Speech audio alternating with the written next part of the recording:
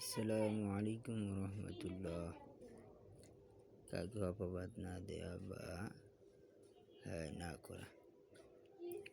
আল্লাহ রাব্বুল আলামিন বলতেছেন, ইন্নাল্লাযীনা ইয়ারমুনাল মুহসানাতিল গাফিলাতিল মুমিনাতি লুইনু ফিদ দুনিয়া ওয়াল আখিরাহ ওয়া লাহুম আযাবুন আযীম। যারা পবিত্র চরিত্রের সহজ সরল মুসলিম মহিলাদের অবাধ দেয়, দুনিয়া আখিরাতে তারা অভিশপ্ত, তাদের জন্য রয়েছে যন্ত্রণাদায়ক শাস্তি। সূরা আন-নূর আয়াত 23।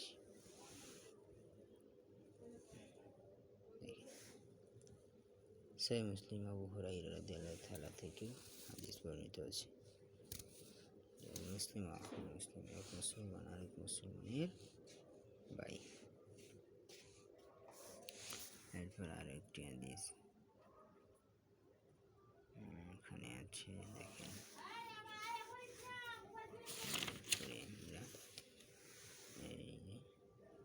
ইখলাস, একনিষ্ঠতা সম্পর্কে আমরা একটু দেখে নেই।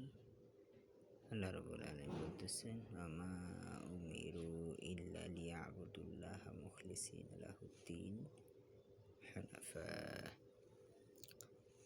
যে বলতেছেন তাদেরকে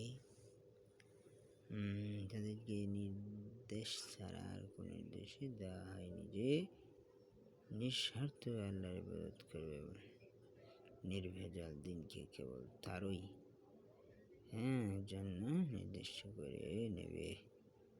সূরা বাইনা আয়াত 5। এই যে আয়াতগুলো থেকে আমরা শিখতেছি ইনশাআল্লাহ বিইজনিল্লাহি তাআলা, শিখে নেব। তারপর ইনশাআল্লাহ একনিষ্ঠভাবে আমরা ইনশাআল্লাহ আমল করব। ঠিক আছে ইনশাআল্লাহ।